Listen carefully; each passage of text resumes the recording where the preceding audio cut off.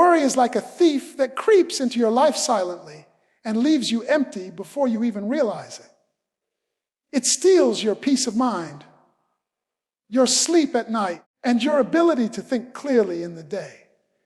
You sit there replaying scenarios that may never even happen, but the toll it takes on your soul is real. Jesus made it clear in Matthew 6:27 that no amount of worrying can add a single hour to your life.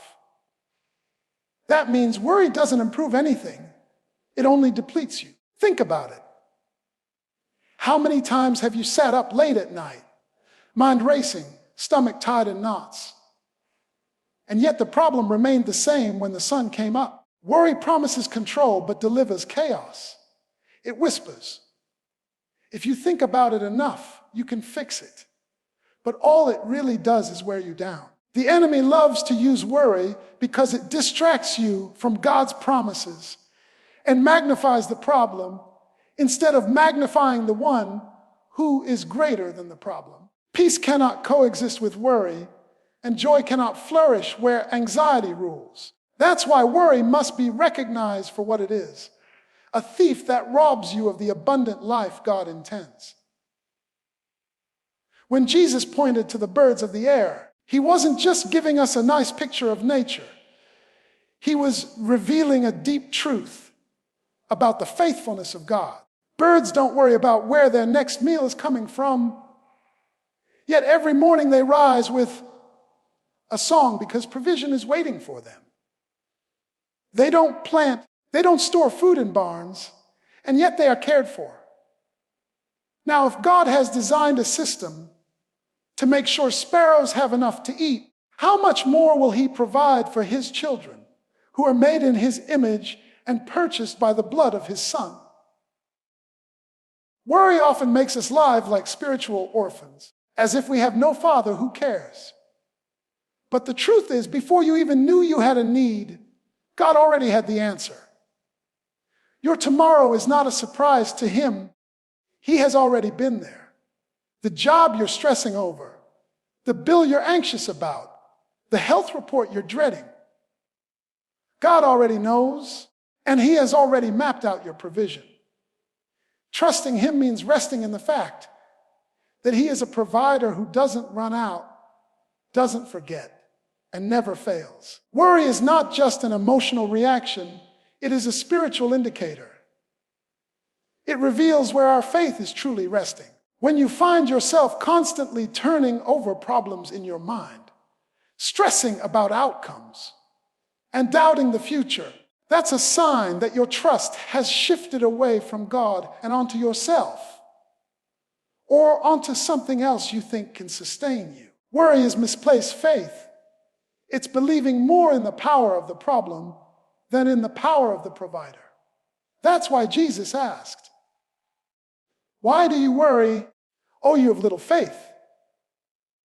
He wasn't condemning people for feeling human emotions. He was pointing out that worry exposes our dependency. When you put confidence in your bank account, your career, your health, or your own strength, you'll always find reasons to worry because those things can change in an instant. But when your faith is rooted in God, who never changes, you can face uncertainty with peace. Worry is like a flashing light on the dashboard of your soul saying, "Check your trust." And the cure is simple but powerful. Redirect your faith from yourself back to God, the only one who is big enough to handle every concern. Jesus never designed us to carry the crushing weight of anxiety on our shoulders. That's why his invitation in Matthew 11:28 is so personal and powerful. "Come to me, all you who are weary and burdened, and I will give you rest." Notice he doesn't say, "Figure it out first, then come," or "Get stronger, then I'll help." He simply says, "Come." Worry is heavy, but rest is available. Not rest that comes from everything being perfect, but rest that comes from being connected to the one who is perfect. The truth is, worry drains your strength because you're trying to carry what only God can handle. But when you trade anxiety for trust, You're making an exchange your weakness for his strength, your questions for his wisdom, your fear for his peace.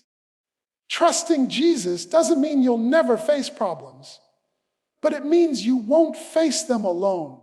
It's shifting your focus from what if to God will. That shift changes everything. The storm may still rage, but his peace anchors you. Anxiety screams, "You're not in control," but trust whispers, "He is."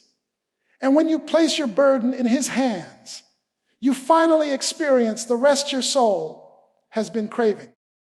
When Jesus said, "Seek first the kingdom of God and his righteousness, and all these things will be added unto you," he was giving us the divine order for life. Worry often arises because our priorities are out of order.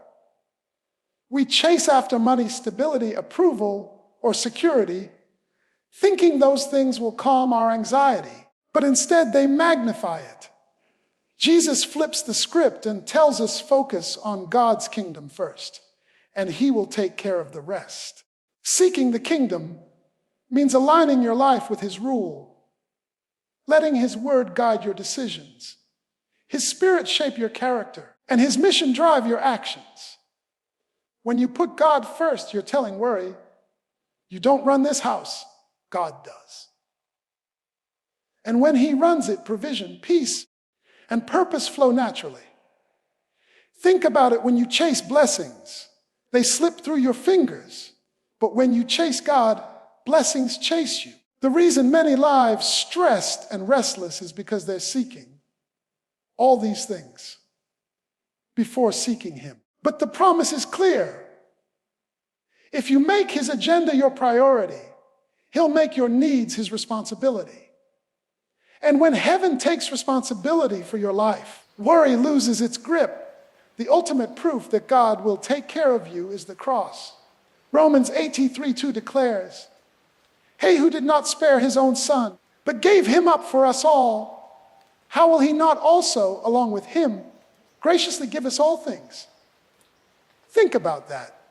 If God was willing to give his very best, his son, to secure your salvation, why would he suddenly hold back in meeting your daily needs?